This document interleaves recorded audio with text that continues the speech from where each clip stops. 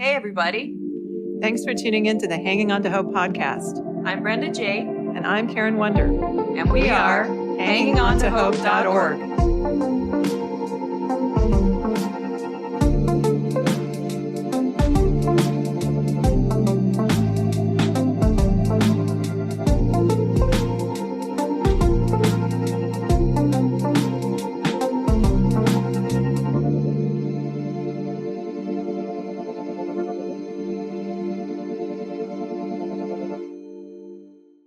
This podcast is intended as educational and is not psychological or medical advice.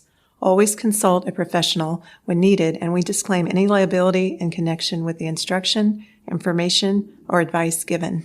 When you begin to tell me your story when we talk, it was something because we have experienced being in different relationships. Everybody has their different journey, you know. Mm-hmm. And I'm connected to women who have really had a hard time with the domestic violence, domestic abuse, the verbal abuse, what can be sometimes worse than physical, because those scars are always there mentally, you know. Both of them are bad, you know, don't get me wrong. Yeah. Of course, it depends on the individual and their circumstances. Yeah. And you can refer the podcast to them because we interview therapists and authors and all that, but we also, like what we're doing with you guys, we promote other people's nonprofits and other people's services. So even if they're out of state, yes, some of them are like worldwide resources and they can get the help that they need. That's right. So we're doing what the Lord wants us to do. We're not about us. We're about getting people help and working together in the community. We work with lots of nonprofits and they have a big trauma conference here in February with Julie Royce. Mm-hmm. Yes. And she was just shocked. She was like, I can't believe how much you guys work together. Yeah, but you guys praying for me helped me so much. I was in a really big crossroads in my life. And then I met Miss Davis. Yes, Michelle. Who drove me to the airport. Michelle, yeah. And then she started praying for me. And I mean, it was just a big breakthrough, like within a couple times of you guys praying for me. Awesome. But yeah, there was a spiritual breakthrough for me when you guys started praying for me, honestly, because Michelle had all these connections and she'd have me on the phone with different people. But it's crazy how when you pray with, you know, when they say when two or more are gathered. Yes. Wow. It was just such a big breakthrough for me. Like within weeks, my life was all that stress and everything I'd been carrying had just been lifted off of me. Yes. So I thank you so much for that, honestly. Absolutely. Me and my husband, that's all the glory. We give all the glory to him, you know? Yes. Hi, everyone. Welcome to the Hanging On to Hope podcast. This is Brenda J. Today, we have Bobby and Natalie on the show. They are the founders of Restored Treasures Foundation, which is a nonprofit founded on the desire to help those in need. They both have over 25 years experience and are dedicated to serving others. Bobby is a 25-year seasoned professional in management, production, and team strategy. He holds a degree certificate from Full Sail University's Esteemed Media Communications program and is dedicated to helping others achieve their full potential. Natalie's life mission is to serve, teach, love, and mentor people. She pursued her education at John Tyler Community College, St. Paul's College, and Virginia Commonwealth University. Her childhood experience of living in poverty has shaped her into the compassionate person that she is today. So welcome to the show. Hi. Thank you. Thank you. Hi, this is Karen. It's so nice to meet you both. Nice to meet you as well. Nice to meet you too as well, Karen. So can you tell us a little of your story and how it led up to starting the nonprofit? Did you want to start first, Natalie, and then Bobby? Yes. First of all, we want to thank you for this opportunity to come on the podcast today, Hanging On to Hope. And we just love that because we know that without hope, we can't move forward. So basically, we are natives of Virginia. We moved here in 2015. We moved here to Florida. And we basically came on a Abraham move. We knew that we were supposed to come this way to help in ministry or humanity in whatever effort that we were pursuing. And we needed help. We found ourselves in a situation where we needed help and assistance with rent. We needed help and assistance with a couple of things within the community. And what we did, we went to get that help, to seek that help, but it wasn't very friendly and it wasn't very rewarding for us. So the way we were treated, we talked about it and we decided we would never, ever do that to anyone else. So this was really birthed out of our heart. You know, we have a passion for helping those who are less fortunate. And yes, we have the name Restored Treasures come from as the Father feels that everyone is a treasure. And so despite what you go through, despite what happens in your life, you are a treasure. So we just want to help restore that anyone and everyone that we come in the path with. So that is just become a passion for us. We love people. We love just see others love. And so we just try to do all we can to assist with that. I like the name. Yeah. When you tried to get help, there just wasn't much out there.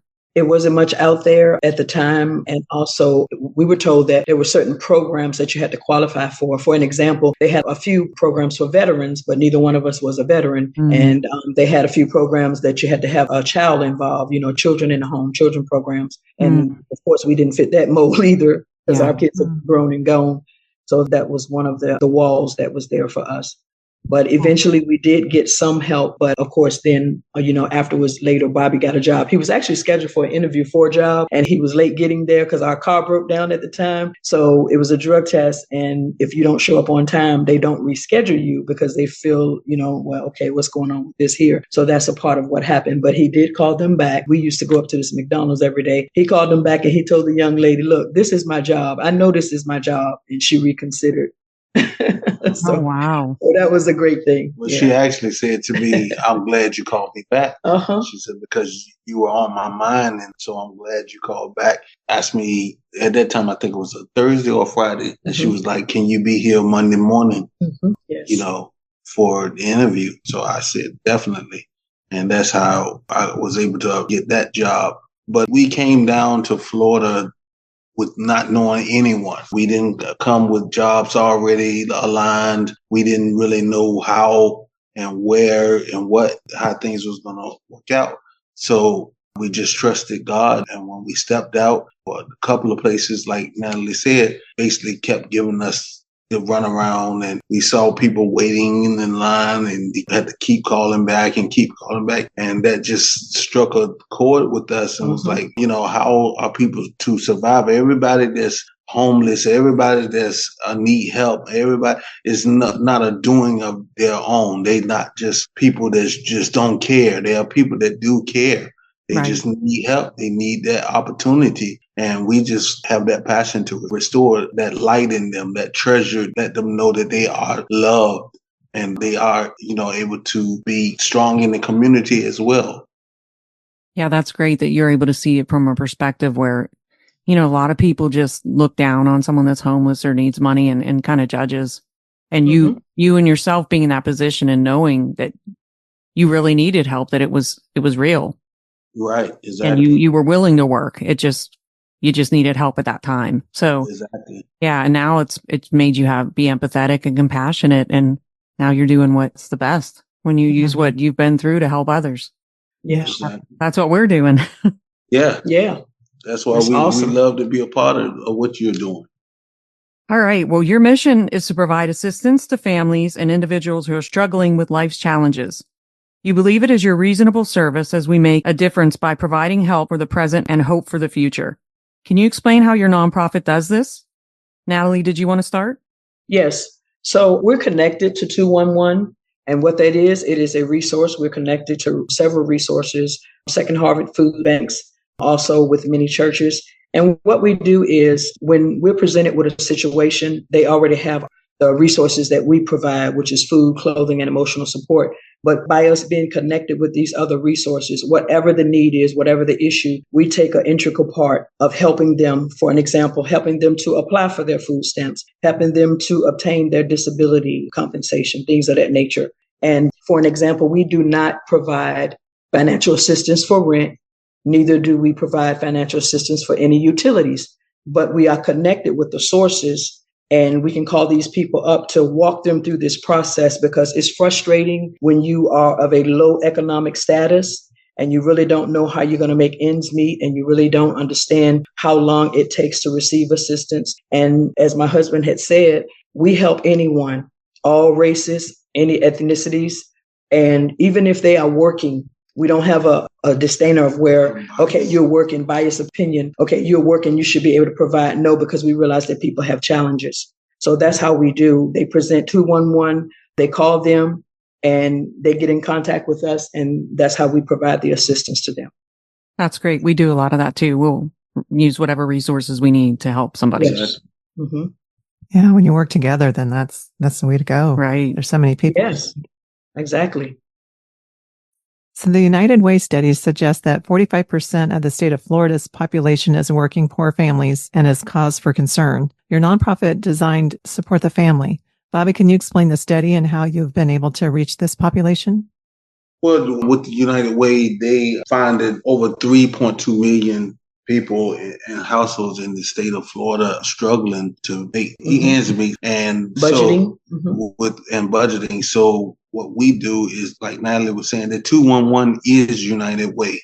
And what it is almost like 411 when you call in for information. 211 here in Florida, is connected to United Way. And United Way has us on the list to whatever the need of the person that is calling. If it meets the criteria of what we provide, then they provide them with our number. Then the individual calls us, and then we bring them in and set up an appointment to meet with them and kind of basically go over what we can do and what they need so we can put a dent in this community. As far as the hunger. And I would just like to add, we understand that those statistics also show that children who receive proper nutrition perform better academically as well as educationally. And we like to say that we provide help for them for the present as we provide hope for the future. So if there's ever a situation where we run out of food, or there's ever a situation we run out of clothing, we have a backup resource because Second Harvest Food Bank is always there. Some ministries are always there. And we have donors that's on board with us. But that's another thing. We're seeking funding so that we can be able to help more people and we can be able to meet the challenges that are here in Florida, because it's a great need here. We want to help alleviate it. Does the food banks, because I served our work, we served a food bank here locally, and they were saying how they don't get a lot of food anymore because they were saying here in Arizona that grocery stores have caught on that they can sell their items that are about ready to expire at it, still make a profit. So they don't get a lot of stuff from grocery stores anymore. So That is true.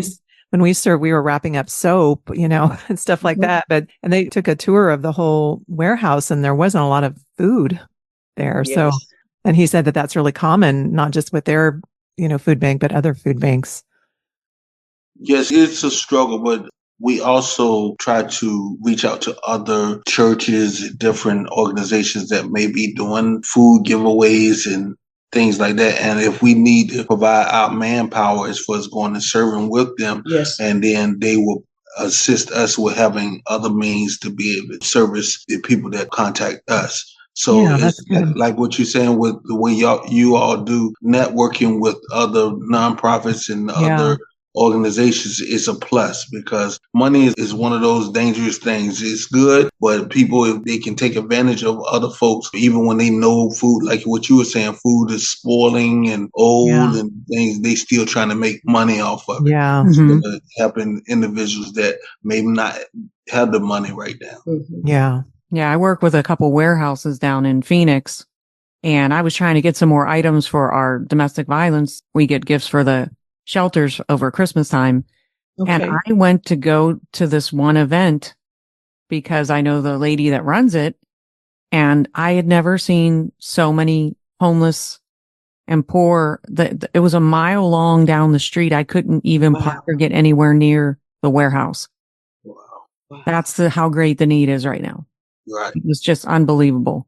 And so for a few years now, I used to be able to get quite a few items for our events. And the last few years, it's been extremely difficult. So I know the need's great. Well, what we do, we actually also purchase us. So that's why when we reach out for donations, because we have like an amount that we try to do, like for families of 4, families of 2, break it down.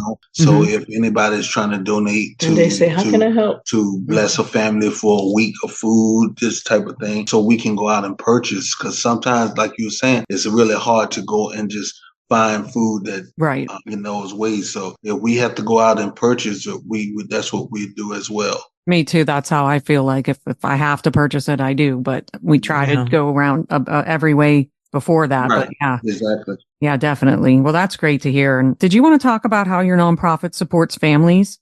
What kind of services do you provide? Well, we provide, as we were just speaking, of food support, clothing, because like when Natalie was talking about the statistics of children going to school and different things, we try to keep them away from being bullied and all of this. So if we can provide them with clothing that may help their self-esteem so they can not walk around with low self-esteem, being bullied and all that. We provide resources when it comes to mental assistance. So we have a couple of individuals that actually do it. That's their practice for mental health, and they provide free services for us to a certain degree. But then even if they have to charge, they do charge and bill insurance. They bill insurance and different things that, of that nature. We have Fit for Life. That is because we deal with so much. I had a stroke myself 2 years ago. Oh. So health, is really important to me. God is blessed that I'm fully back to health, but I struggle.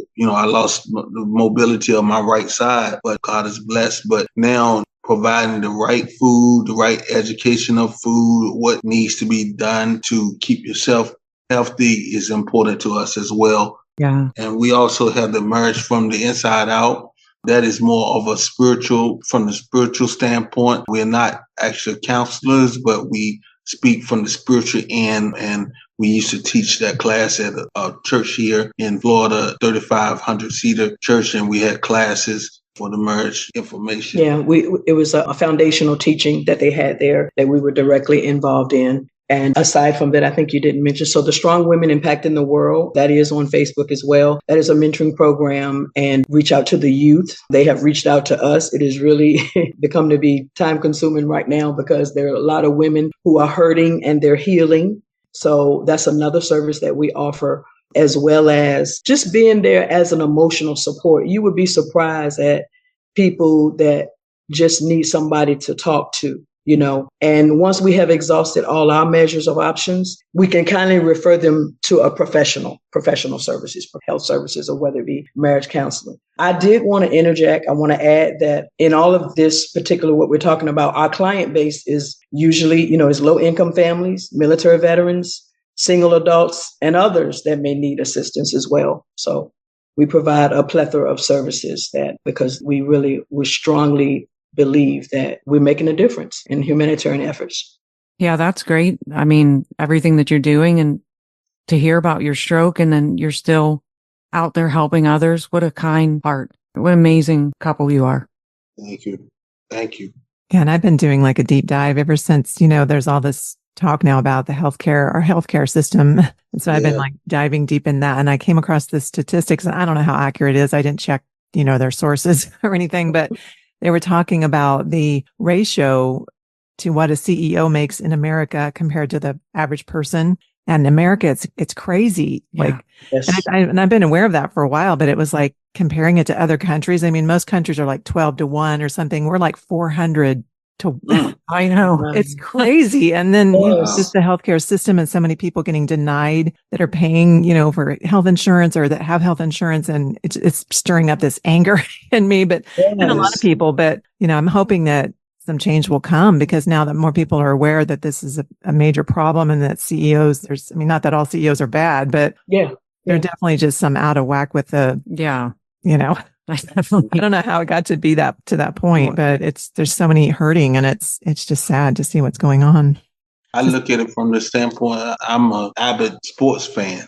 I love basketball, football, baseball, you name it. But to look at the salaries and the contracts that these guys are signing now, the amount of money that, hundreds of millions of dollars to play a sport, but you have all of these hundreds of million people that's hungry and need. If you could just, their contracts are that much, what the owners and everybody else is making. So it's like money is out there. It's just a matter of, if how do you tap into it? If it could be redistributed in a more fair manner.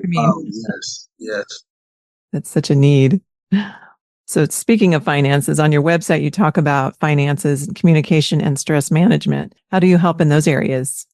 So we are provided with the certain companies and businesses. For an example, Walmart, we have a nonprofit certification with them. We can go in, we can get the things that we need that we distribute without being taxed. So Yeah, that we have that too. that's financial. Okay. Yeah, I do. So that's the financial, that's one part aspect of the financial part. The other ones are we're donated gift cards and through other things that like different programs that we have that we can give like vouchers and different things like that. So that's how we help with the financial component of that. And also Bobby wanted to Yeah, I was say just something. saying, and that's from the standpoint from us, but as far as anyone that comes and need financial support, as far as understanding how to invest their monies in different, just whatever aspects they want to do and learn how to prioritize their monies and save money and all of this, we have people lined up that would assist them with that as well. Money management. Right. And I want to say something, if I could, while we're talking about money, before Bobby had his stroke, our company is going into its 4th year now, and we have never received grant funding. We just applied this year, but we put our whole savings into that. We put, what was it, $16,000? We had a building. Right now, we're not operating out of a building. We're actually operating out of our garage. But we meet the people that we serve at a public place, either a Publix or a Walmart. And everything we have we box it, we have our logos on it. And when we did have our store in 2001 for that year, we had it set up like a store. Nothing against thrift stores, but because people were challenged and they were going through things, we wanted them to see something that presented hope to them. So we had things very, very nice. And they were able to come in at that time before COVID, during the COVID time, they were able to come in. We gave them 3 outfits, 2 pair of shoes. Now we're down to 2 outfits, 1 pair of shoes, and of course, per person. And so that's, depending upon the size of the family, of course, as well. So that's what we do. And we give them something, the hope to look forward to, that is just not thrown together. We don't give anyone from food banks no meat that's running blood or anything like that. Everything is carefully packaged. Wow. And it's presentable. We don't present anything to anyone that we wouldn't give to ourselves or our families. It's just amazing how much you guys care. You care about every little detail. That's just how God sees us. He sees he looks at every little detail. That's just a blessing. What a blessing. That's where the treasures come from. Mm-hmm. We see you as a treasure, so we want to treat you as the treasure so that you see yourself as that. Because a lot of times once you start going through things and you start to feel down on yourself and all, you don't feel like a treasure anymore. Right. Your self-esteem and everything starts to drop, and you're trying to wonder who loves me, who cares about me. So we want to be one of the ones that can say we do, and hopefully they can help strengthen you. We've lived it. We lost our vehicle. We forgot to tell you that. We lost our vehicle in that transition and everything for a year and 3 months. We didn't have a vehicle. And we were still working our business. We still stayed in there. We were still working our business. Wow. But it was definitely an experience. Mm-hmm. Yeah, I've been through a lot too. I've had money. I've not had money. I've had many cars taken from me. I just don't talk about it because it just, I forget. It's like I blocked it all out. Yes, but it is your strength. It's your strength, especially when you express that to someone else. Well, I met Natalie from a prayer partner that I met at a conference in Dallas. And this wonderful woman was my driver to the airport. We prayed in the car together until she dropped me off. And she cared enough about my well-being that she connected me with prayer partners all over the country. And that's how I met Natalie. She took my call and patiently listened and then prayed for me. Well, as she explained how she's helping others with her nonprofit, I just knew we had to let others know. And I'm amazed at how easy it was to connect on the phone and Zoom and to get the help that I needed. So please do not hesitate if you're struggling to reach out to us. So Natalie, I know from personal experience that your nonprofit provides emotional support and mental health services. I really appreciated the spiritual support, Natalie, that you gave me. Can you expound on the type of emotional, spiritual, and mental health services that you do provide? Absolutely. I believe from my childhood of living in poverty, it was just infused in my heart. Our actual Restored Treasures Foundation comes from the book of Isaiah when it says, "Then you will call and I will answer. Then you will cry and I will say, I'm here." So we try to keep that in the forefront of our mind, of our understanding. When people call, we take that moment, we take the time. Even as a little girl and even Bobby as a young man, we would see people struggling and we would feel some type of way about it. It was just, it was very devastating. I know for me as a little child, I would cry. I was in a car. I would see people laying in between buildings to sleep. So emotionally, it really takes a toll on you. And again, I'm not the only one. The pastors that are set up on my Strong Women Impacting the World, we're in different states. We're in Texas, we're in Ohio, we're in Georgia, we're in Virginia, and 3 more states. But we have come together because this is what true love is all about. Yeah. Real love, outside of the walls, outside of the church. I don't have anything against churches. I came away from the church and then he just took me back in there. He groomed me. He really let me know what ministry, true love was all about. So now that's why we're on the outside of the walls. Yeah, I really felt the love from all of you when we prayed together. I really did. Wow. And breakthrough. Mm-hmm. So that's the emotional part of it. The spiritual part is just a genuine encounter with people and really being able to understand them. Because if they know that you really care, then that gives them motivation. But if they feel like, oh, they're just doing this just to get me out of the way, it's another appointment behind me and they really want to move forward, which brings us to the spiritual and mental. We have prayer with every person that we serve. We ask them first if we can have prayer, and it's brief, it's short, just to get them to understand that, wow, these people are really doing what Yeshua was doing when he walked the shores of Galilee. So that's who we are. That's how we comprise all of that. And we put that together. And we're teaching our children. We have children. And when we're gone and we've left here, we plan to leave a legacy of humanitarian efforts. Yeah. And that's where we are right now. Yeah, that's a wonderful legacy to leave to your children, for sure. I experienced it firsthand, so I'm truly grateful to you guys. Wow, that's awesome. So you guys are in Florida. Are you finding that people are facing more challenges right now during Christmas? Absolutely. We just so I delivered 3 packages in the last 4 days, boxes, clothing. We have brand new donations. We do accept gently used clothing items as well. We have cleaners that we take everything to, because of COVID, we like to have everything clean and fresh and pressed. And we find that I see children sometime in grocery stores, they be asking their mom for certain things. And they was like, no, put that back. We can't have that. And, sometimes we'll walk up to them and we'll say, would you mind if we'll get it? I saw my mom do that as a child. I love that. And then other things with them where they just don't have enough time because they work 2 jobs. Some work even 3 jobs, and they have a stress level because they want their children to be happy, but it's hard. Mm-hmm. Also, I'm not sure how the temperature stays in Arizona. Yeah. But here in Florida, you're used to heat. It's hot all the time. Yeah. Pretty wimpy. Like today was 82 degrees.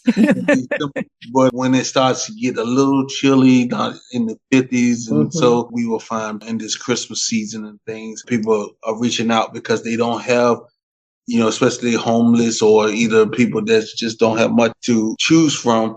The last thing they normally keep here in Florida is coats and sweaters and sweaters and anything that would keep them warm in the cooler days. And so we, help them with that as well to make sure that if we can have anything. I work with the company also that it's a clothing company that they provide some things for. The basis of their clothing is for the central United States, up in the mountains, up in the colder climates and stuff. So when they provide clothing to me and allow me to, have some clothing, is usually, good clothing for. They're all brand new. Yeah, packaged. Wintertime. Yeah, packaged stuff. That's nice. Yeah, that's what our busier times right now too, because it's actually cold now. So we usually get blankets. It's cold in the morning, but I'm sweating. Like today I wore warm and it's hot during the day. It's warm by noon. So you have to layer your clothing. And now it's cold again. Yeah. Yeah. So Bobby, you oversee all the administrative details of the nonprofit, but you also have an online radio station. Do you want to tell our listeners a little bit about your online radio station? Well, yes, the station is probably 6 months old now. The station is called One Desire Gospel Radio, and it's onedesiregospelradio.com. It's more of a mixture of Black gospel, CCM gospel, pop gospel, just a mixture. But most of the playlist is about encouragement. So I choose the playlist myself. So most of the songs that is played on that station will be to uplift you, to encourage you. And the One Desire comes from Psalms 27:4, when David is basically speaking on one thing he desires is to be in the house of the Lord, to remain in the house of the Lord forever. Yeah. And basically talking about, when I say the house of the Lord, is more so about in the presence of God, letting God know that I'm here and I'm whatever you need me to do. I'm here to do to worship you, to praise you, and whatever you need to do. So that station is basically for to encourage all those. So please take a listen. I want to have Hanging On to Hope podcast on the station as well. So That's great. Yeah. So how do we access that? But she want to access your radio station. Is it a link you could send me and I'll put it in the show sure. notes? Yes. Mhm. Okay. Radio.com. I'll send that link to you. No, we thank you so much for coming onto the podcast and for what you're doing to help those in need. How can people find you and your resources? And if they would like to donate, would they be able to do that? Absolutely. They can reach us we're on www.restoredtreasuresfoundation.com.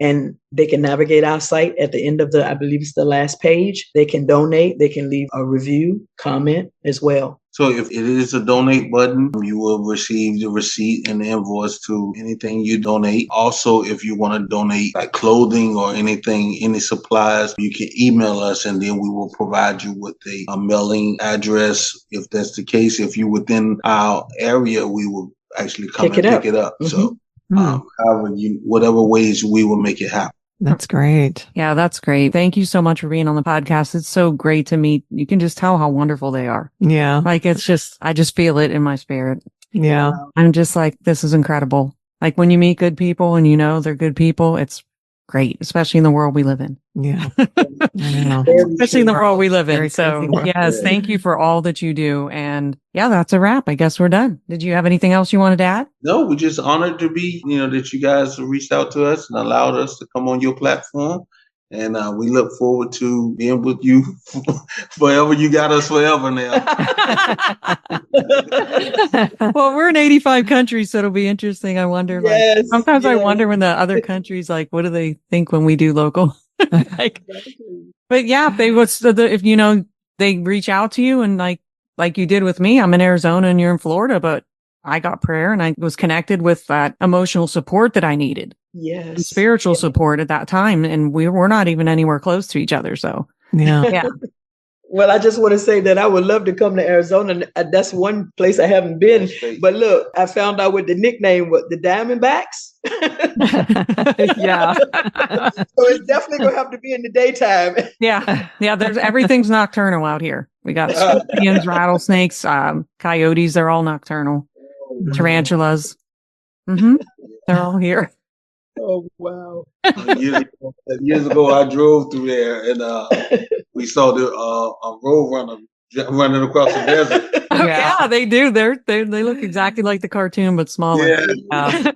Well, all right. So It was great. Thank you so all much right. for being both. here. Nice to meet you guys again. And I'll be talking to you, Natalie. Hopefully I'll be praying with you again. Yes. All right. Thank you. Thanks for tuning in to Hanging On to Hope. Check out our website, hangingontohope.org. There are resources on there, and if you would like to donate or volunteer, you can do that through our website.